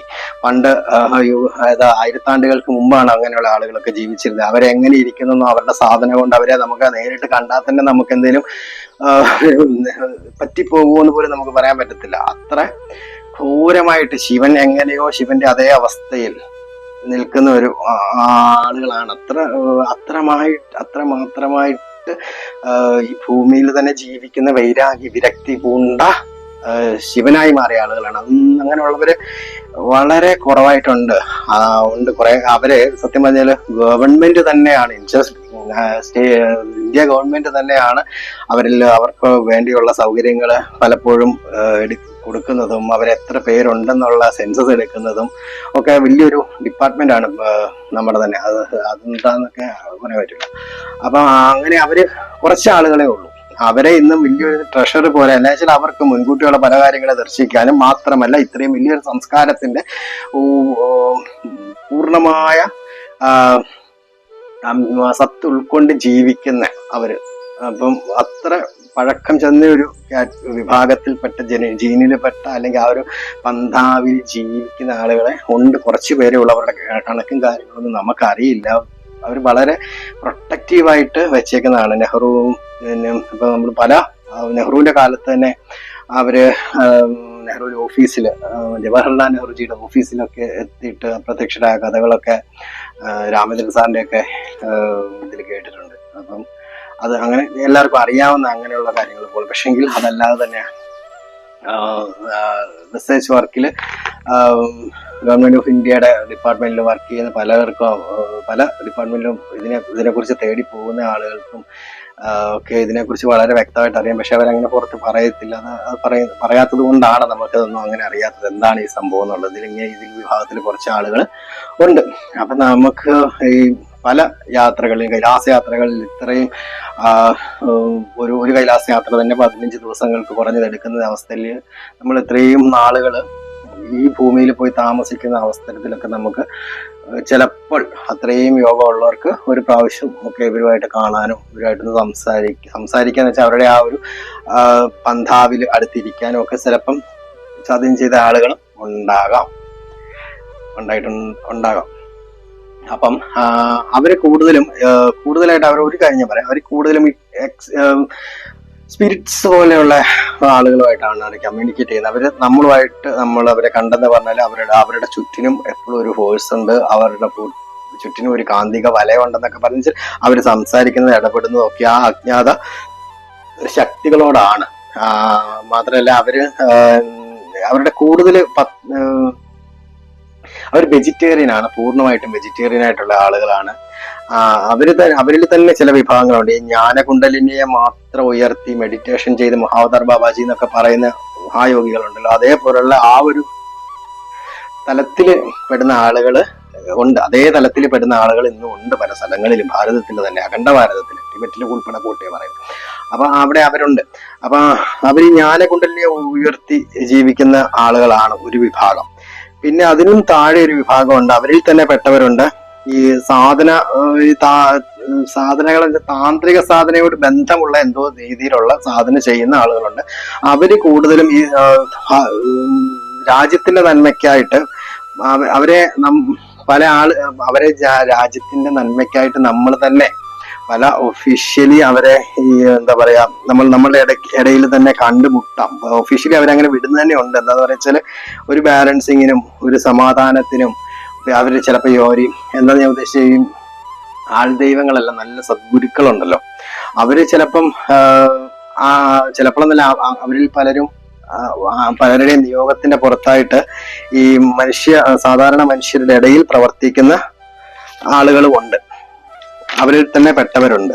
പിന്നെ അവരിൽ നമുക്ക് പിന്നെ പറയാൻ പറ്റുന്ന ഒരു കാര്യം എന്താ വെച്ചാൽ ഇവര് ചിരഞ്ജീവികളായിട്ടുള്ള നമ്മുടെ പുരാണങ്ങളിൽ ചിരഞ്ജീവികളെ കേട്ടിട്ടില്ല. അപ്പം ഈ ചിരഞ്ജീവികൾ ഒന്നും നമുക്ക് ഈ ഭൂമിയിലുണ്ട് എന്നൊക്കെ പറയുന്നത് അവർ അതേ രൂപത്തിൽ അതേ സ്ഥലത്തിൽ വസിക്കുമെന്നല്ല, അവർ പല രൂപത്തിൽ പല വേഷങ്ങളില് ഈവൻ എന്താ പറയുക അശുദ്ധാത്മാവെന്ന് പോലെ എന്ന് പറയുന്ന ഒരു ഇതിനെക്കുറിച്ച് ഒരു കഥാപാത്രത്തെ കുറിച്ച് കേട്ടില്ല. അവരൊക്കെ നമ്മുടെ ഇടയിൽ വളരെ ഇറങ്ങി പ്രവർത്തിക്കുന്നവരാണ്. അതുപോലെ തന്നെ ആഞ്ജനേയ സ്വാമി, അവർ അതേ ഒരു പറയുന്ന ആ ഒരു മുഖത്തിലോ രൂപത്തിലോ ഒന്നുമല്ല.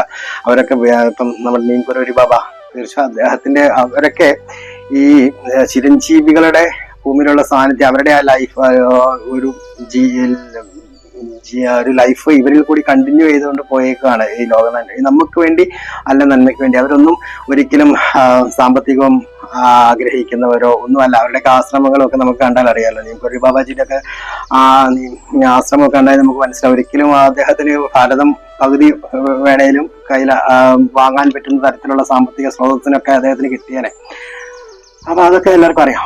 അങ്ങനെ അവരൊന്നും ആ ഒരു രീതിയിൽ ജീവിക്കുന്നത്. അപ്പൊ അങ്ങനെയുള്ള ആളുകളെ കണക്ട് ചെയ്യാനും അങ്ങനെയുള്ള ആളുകൾക്ക് ഭൂമിയിൽ വരാനും ഒരു എക്സാമ്പിളാണ് പറഞ്ഞത്. ഈ ചിരഞ്ജീവികൾക്ക് എങ്ങനെ ഇവിടെ വന്ന് ഇവരുമായിട്ട് കണക്ട് ചെയ്യാനൊക്കെ പറ്റുന്നതിന് ഹെൽപ്പ് ചെയ്യുന്ന ആളുകളായിരിക്കാം ഇവര്. അതുപോലെ തന്നെ ഇവർക്ക് സംസാരമില്ല, മൗനത്തിലായിരിക്കും അവര് വർഷങ്ങളായിട്ട്. പക്ഷെ അവർക്ക് ഇവിടൊക്കെ ആശയങ്ങൾ കൈമാറാൻ ടെലിപ്പതി എന്ന് പറയുന്ന ഒരു സംവിധാനം തീർച്ചയായിട്ടും അവർക്കുണ്ട്. അപ്പം ചില പ്രത്യേക ദിവസങ്ങളിൽ ഇവരൊരു 10-20 പേരൊക്കെ ഒരു സ്ഥലത്ത് ഗ്യാദർ ചെയ്യുന്നത്. ഇവർക്ക് സമയമില്ല, ഇതെന്ന് വരണം, എപ്പോൾ വരണം, എവിടെ വരണം എന്ന് ഓരോ സ്ഥലത്ത് ഓരോരുത്തർത്തായിരിക്കും. ഈ വസന്തകാല, തണുപ്പ് കാലങ്ങളിൽ ഇവർ കൂടുതലായിട്ട് റീയൂണിയൻ ചെയ്യുന്നതും ഇവരുടേതായ സാധനങ്ങളിൽ ഒരുമിച്ചിരിക്കുന്ന സമയങ്ങളൊക്കെ ഉണ്ട്. അത് ഹിമാലയത്തിന്റെ പല മടക്കുകളിലുണ്ട്.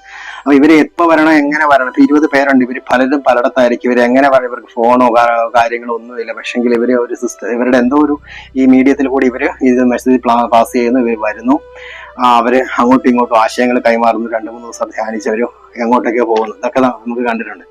അപ്പൊ എന്താണ് അവർ സംസാരിക്കുന്നില്ല, ഒന്നുമില്ല, ആശയങ്ങൾ കൈമാറുന്നില്ല. പക്ഷെ അവരുടെ ടെലിപ്പതി തീർച്ചയായിട്ടും വർക്ക് ചെയ്യുന്ന ആളുകളാണ്.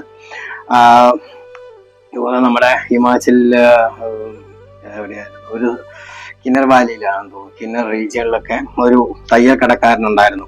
അത് അദ്ദേഹം ബ്രിട്ടീഷ് ഭരണകാലത്ത് മുതല് അദ്ദേഹത്തെ കണ്ട ആളുകളാണ് വെച്ചാൽ ഇപ്പോഴുള്ള ജനറേഷന്റെ ബാക്കോട്ട് ഇവര് അന്ന് മുതലേ അദ്ദേഹം അവിടെ കട നടത്തിക്കൊണ്ടിരിക്കുന്ന ഒരാളാണ്. അങ്ങനെ ഒരു ചെറിയ മനുഷ്യൻ അവിടെ ഉണ്ട്. അദ്ദേഹം ഇന്നും ജീവിച്ചിരിക്കുന്നത്. അപ്പൊ അദ്ദേഹത്തിന്റെ വയസ്സൊക്കെ അങ്ങനെ നമുക്ക് അദ്ദേഹം ഒരു നേരത്തെ ആഹാരത്തിന് പോലും വക ഇന്നും ജോലി ചെയ്ത് കണ്ടെത്തുന്ന അത്ര പഴക്കം ചെന്ന ഒരു ആളുണ്ട്. അദ്ദേഹം ഒരു സെയിന്റിന്റെ ഒരു സെയിന്റ് തന്നെ ആണെന്ന് അവർ ഞാൻ പറഞ്ഞില്ലേ, ഭൂമിയിൽ ഇറങ്ങി പ്രവർത്തിക്കുന്ന ആളുകൾ എന്ന് പറഞ്ഞില്ലേ, അവരൊക്കെ പല നിയമങ്ങളാൽ ഇവിടെ വന്നേക്കുന്ന അഘോര രൂപത്തിലുള്ള ഈ അഘോരികൾ എന്നുള്ള പേര് സത്യത്തില് ഇവർക്ക് ചേരുന്ന ഈ ഒരു പേരില്ല അവർക്ക്. അവര് ഈ ലോക നന്മയ്ക്കായിട്ട് നേരിട്ട് ഭഗവാനിലൂടെ ഭഗവാനായി വന്നേക്കുന്ന കുറച്ച് ആളുകളുണ്ട്. അവരാണ് കൂടുതലും അവരെ നമ്മൾ ഈ കണക്ട് ചെയ്തേക്കുന്ന മുഴുവൻ ഈ ചിരഞ്ജീവികളായിട്ട്. അതുപോലെ തന്നെ ഏറ്റവും വലിയ അഘോരി എന്ന് പറയുന്ന, അല്ലെങ്കിൽ ഈ അഘോരി എന്ന് പറയുന്ന ഈ 4 മുഖത്തില് അഘോരമില്ല, കാളമുഖത്തു നിന്നാണ് ഈ അഘോര വിഭാഗത്തിൽ നിന്ന് പറയുന്ന അഘോര സ്റ്റൈലൊക്കെ വരുന്നത്. അപ്പൊ അവര് അതിലാദ്യമായിട്ട് പറയുന്നത് അഖിരാവണൻ എന്ന് പറയുന്ന രാവണന്റെ പുത്രനുണ്ട്. അദ്ദേഹമാണ് ത്രേതായുഗത്തില് ശ്രീരാമനെയും ലക്ഷ്മണനെയും പോലും കീഴടക്കി അദ്ദേഹത്തിന്റെ രാജധാനിയിലേക്ക് വെച്ച ഭൂമിക്കടിയിലോട്ട് ഹോളോ തിയറി ഒക്കെ പറയുന്ന കൈലാസത്തിന്റെ ശാംബാല അല്ല അഗാർത്ത എന്ന് പറയുന്ന റീജിയനാണ്. ശാംബാല അഗാർത്ത ഒക്കെ വേറെയാ. ഈ അഗാർത്തയിൽ കൊണ്ടുപോയി താമസിപ്പിക്കുകയും അതീവ ശൈവ ഭക്തനായ ശിവന്റെ ഈസ്റ്റ് ഫേസിലാണ് ഈ അഗാർത്ത എന്ന് പറയുന്ന റീജിയൻ. അവിടെ താഴേക്ക് പോകുന്നതാണ് കൈലാസത്തിന്റെ.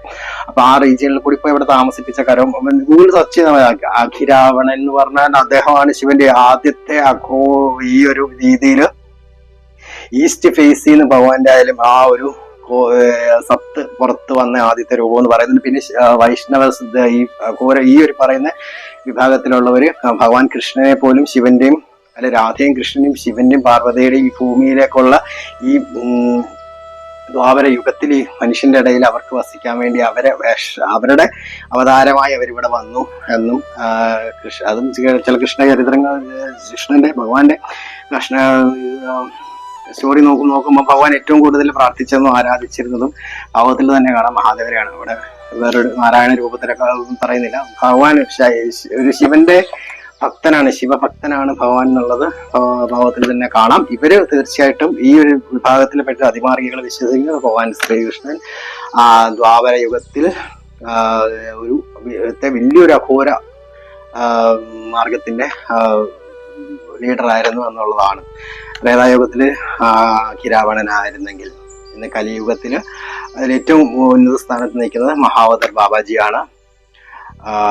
അത് ഒരു ലീഡർ എന്ന് വെച്ചാൽ ഏറ്റവും ഉന്നത സ്ഥാനത്തിൽ നിൽക്കുന്ന ആൾക്കാരെ കുറിച്ചാണ് ഞാൻ പറഞ്ഞത്. അങ്ങനെ ഇതിനെ കുറിച്ച് വലിയൊരു സെക്ഷൻ പറയാൻ നമുക്ക് കൈലാസ യാത്രകളെ കുറിച്ചൊക്കെ ഇനി അടുത്തത് പറയാൻ വരുമ്പം ഈ അഗാർത്ത ശാംബാല അവിടെ എന്തൊക്കെ കണ്ടിട്ടുണ്ടെന്ന് കാണാൻ പറ്റും. അവിടെ എന്തൊക്കെയാണ് അതിനെക്കുറിച്ചൊക്കെ കൈലാസങ്ങളിൽ അതൊക്കെ പറയുന്നത്. ഈ ഒരു മൊത്തം സിസ്റ്റം ഉണ്ടായി വന്നത് ഈ ഒരേ ഒരു പർവ്വത നിരയുടെ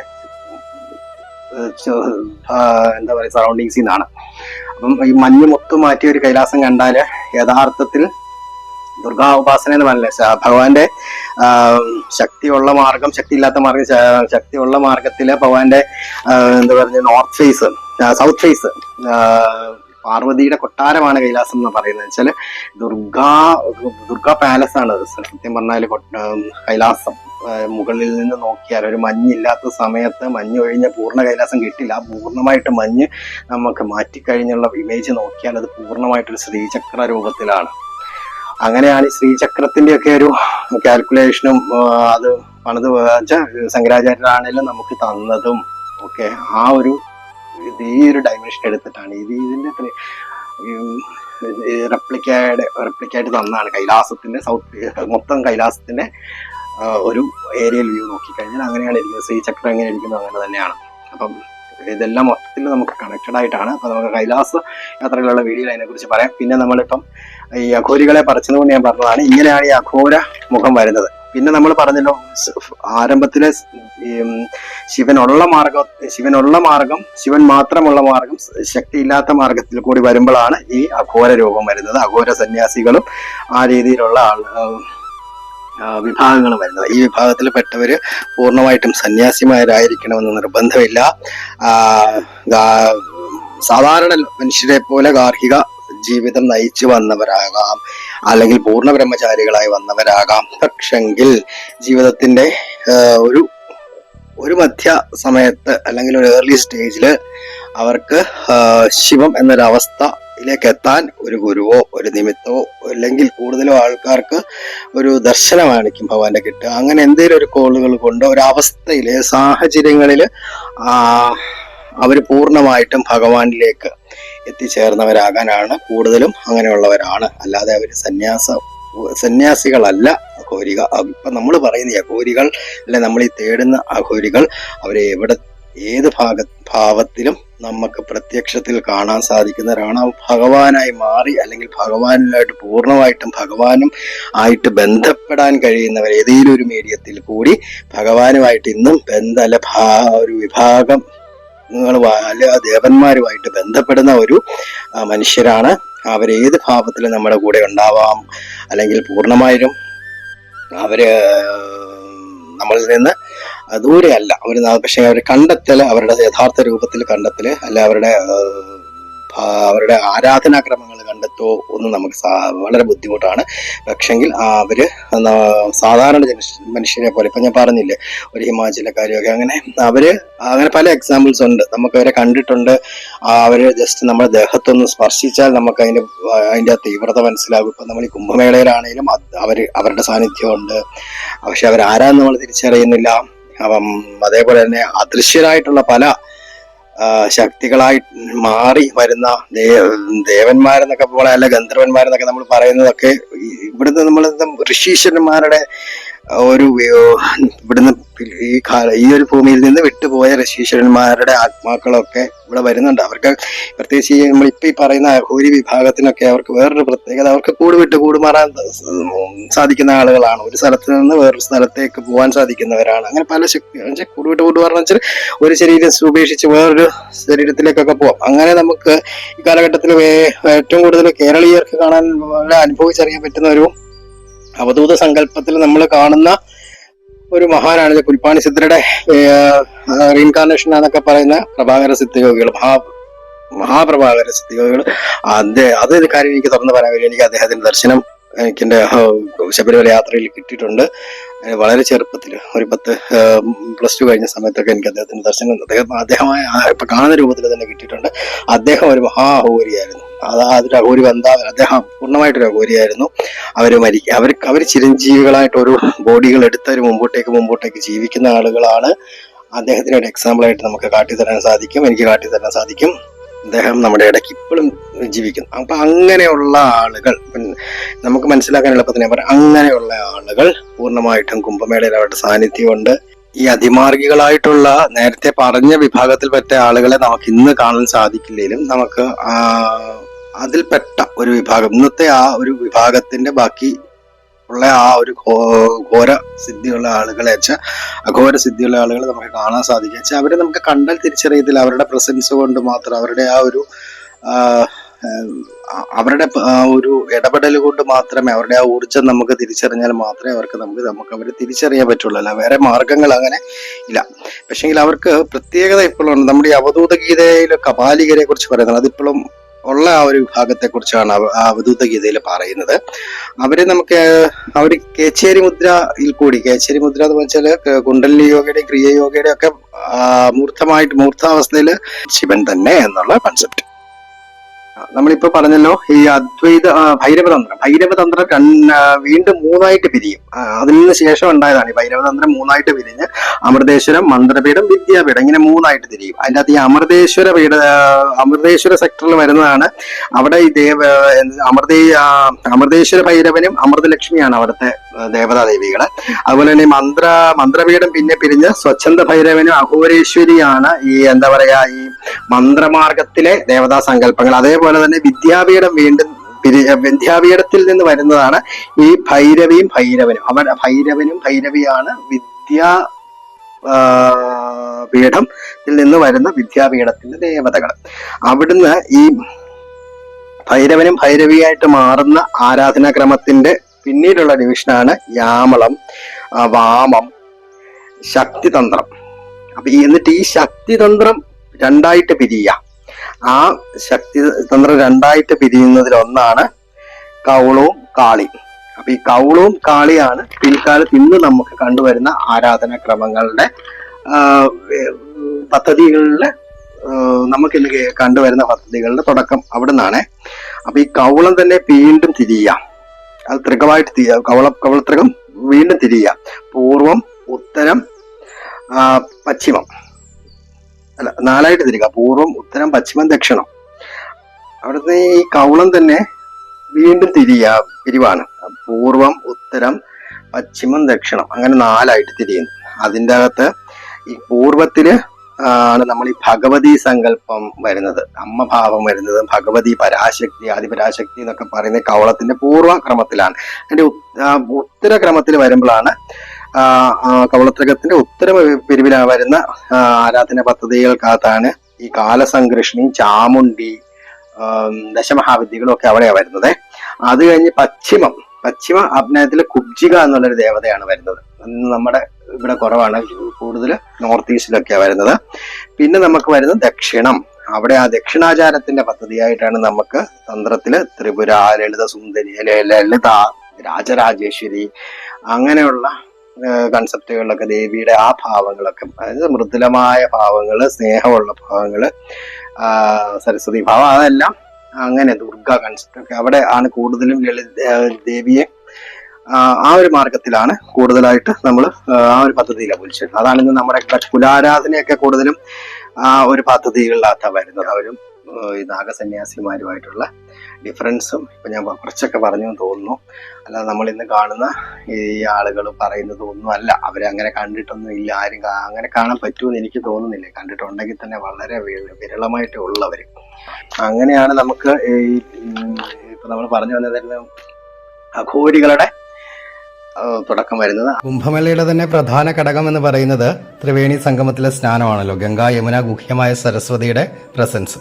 സരസ്വതി നദി നമുക്ക് രാജസ്ഥാനിൽ നിന്ന് ഉത്ഭവിച്ച് ബദ്രിനാഥിൽ കൂടി വന്ന് അളകനന്ദയുടെ കൈവഴിയായി റാൺ ഓഫ് കച്ചിൽ, ഗുജറാത്തിലെ റാൺ ഓഫ് കച്ചിൽ ചേരുന്നതായിട്ടാണ് നമുക്ക് ലേറ്റസ്റ്റ് ആയിട്ടുള്ള പഠനങ്ങളിൽ നിന്ന് കിട്ടുന്നത്. അതിൽ ഫുട് പ്രിന്റ്സ്, പാലിയോ ചാനൽ ഫുട് പ്രിന്റ്സ് കിട്ടിയേക്കുന്നതിൽ അങ്ങനെയാണ് നമുക്ക് ആ ഒരു ചാനലാണ് നമുക്ക് കിട്ടിയേക്കുന്നത്. ആ ഒരു പഞ്ചാബ് ഹരിയാന ബോർഡറിൽ കൂടി ഇൻഡസ് റിവറിലൂടെ ഒഴുകിയിരുന്ന നദി ആയിരുന്നു. പിന്നീട് കാലഘട്ടങ്ങൾക്ക് ശേഷം ടെക്ടോണിക് ഷിഫ്റ്റിന്റെയും ക്ലൈമാറ്റിക് ചേഞ്ചസിന്റെയും ഒക്കെ കാരണങ്ങളാൽ റാൺ ഓഫ് കച്ചിലേക്ക് വന്നിരിക്കുന്നത്. അല്ലെങ്കിൽ നേരത്തെ അത് ഇൻഡസ് റിവറിലേക്കായിരുന്നു ചേർന്നിരിക്കുന്നത്. ആ ഇൻഡസ് റിവറിൽ ചേർന്ന സമയത്താണ് നമുക്ക് ഇൻഡസ് വാലി സിവിലൈസേഷനും ഹാരപ്പൻ സിവിലൈസേഷനും ഒക്കെ ഉണ്ടായിരുന്ന സമയത്ത്, ഗംഗ എന്നുള്ള നദി ഇല്ലായിരുന്ന സമയത്ത് അതിലും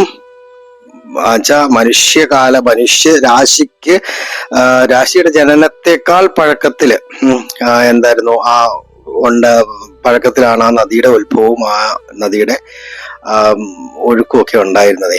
അപ്പൊ അങ്ങനെ ഒരു നദിയുടെ ബാക്കി പത്രമാണ് നമുക്കിന്ന് പ്രയാഗ്രാജിൽ കാണാൻ പറ്റുന്നത്.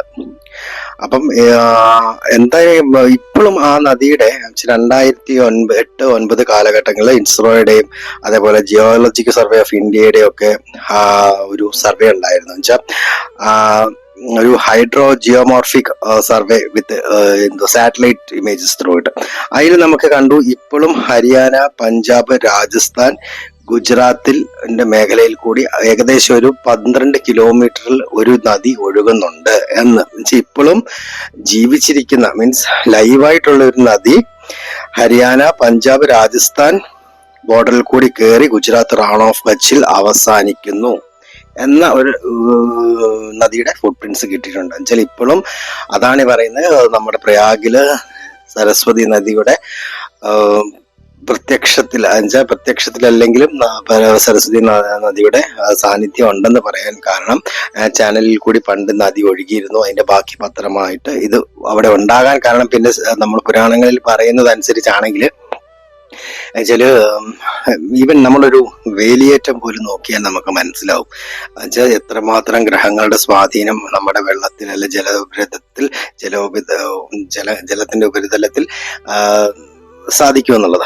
അതേപോലെ വെള്ളത്തെ ഉയർത്താൻ കഴിയും. അപ്പം ആ ഒരു ഈ ഒരു ലീനിയർ പൊസിഷനിൽ ഈ ഗ്രഹങ്ങളെല്ലാം വന്നു നിൽക്കുന്ന അവസരത്തിൽ പ്രത്യേകിച്ച് പൗർണമി ദിവസങ്ങളിലും ശിവരാത്രിക്കും മാർഗപൗർണമിക്കും അമാവാസി ദിവസങ്ങളിലും ഒക്കെ വെള്ളത്തിന്റെ ഇറക്കങ്ങൾ ഉണ്ടാകും. അതിന്ന് സംഭവിക്കുന്നു. അതേപോലെ തന്നെ ആണ് പറയുന്നത് ഈ സ്നേഹിസ്ഥാന ദിവസങ്ങളിൽ കൺസിഡർ ചെയ്യുമ്പം ഈ ലീനിയർ പ്ലാനറ്റ്സിന്റെ പൊസിഷൻ അനുസരിച്ച് അതിന്റെ ഇൻഫ്ലുവൻസ് വളരെയധികം ഭൂമിയിലുള്ള ഉള്ള അവസരത്തിൽ ഈ രഹസ്യമായി ഒഴുകുന്ന ഈ നദിയെയും അത് അഫക്റ്റ് ചെയ്യുന്നു. ആ നദിയും ഉപരിതലത്തിലേക്ക് പൊങ്ങി വരുന്നു. അതിന്റെ അംശവും ഉപരിതലത്തിലേക്ക് പൊങ്ങി വരുന്നു വെച്ചാൽ ഏകദേശം 10,000 ആണ്ടുകൾക്ക് മുമ്പ് ഭൂമിയിൽ കൂടി ഒഴുകിക്കൊണ്ടിരുന്ന ഒരു നദിയുടെ അംശം അല്ലെങ്കിൽ ആ നദിയുടെ പ്രസൻസ് ആ ഒരു പ്രയാഗിൽ ത്രിവേണിയിൽ ഉണ്ടാവുന്നു എന്ന് പറയുന്നു. അപ്പം ഇനി കൈലാസത്തെ കുറിച്ചൊക്കെ കുറച്ചുകൂടി ഒരു വീഡിയോ ഉടനെ ഞാൻ ചെയ്ത് കൈലാസ യാത്ര 2025 5-6 വർഷങ്ങൾക്ക് ശേഷം വീണ്ടും ചൈനയുടെ അനുമതി കിട്ടി. യാത്ര തുടങ്ങുകയാണ്. ജൂലൈ, ഓഗസ്റ്റ് മുതൽ ആ യാത്രകൾ ഉണ്ടാവും. വളരെ കുറച്ച് ആളുകൾക്കേലും ഈ വർഷം പോകാൻ സാധിക്കുമെന്ന് പ്രതീക്ഷിക്കുന്നു. അപ്പം പഞ്ചകൈലാസങ്ങളെ കുറിച്ചും ആ യാത്രകളെ കുറിച്ചും ഭഗവാന്റെ ശ്രീകൈലാസത്തെ കുറിച്ചും ഒക്കെയുള്ള കൂടുതലായിട്ടുള്ള വീഡിയോസ് ഞാൻ ഇനി അപ്ലോഡ് ചെയ്യുന്നതായിരിക്കും. ശിവായ.